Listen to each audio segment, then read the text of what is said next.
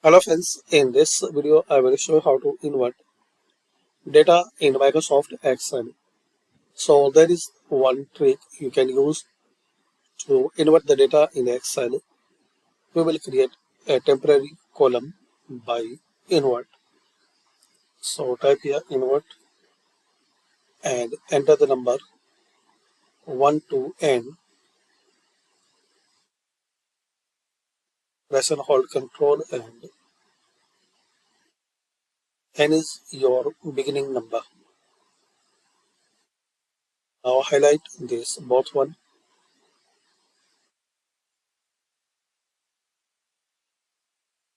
and click on this short and filter.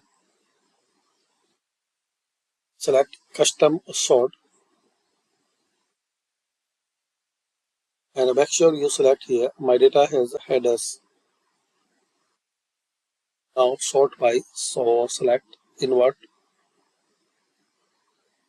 and in order, so select largest to smallest and click on OK. Now you can delete this column. So this is the method, guys. You can invert data in Excel. Thanks for watching. Comment on this trick and method useful for you.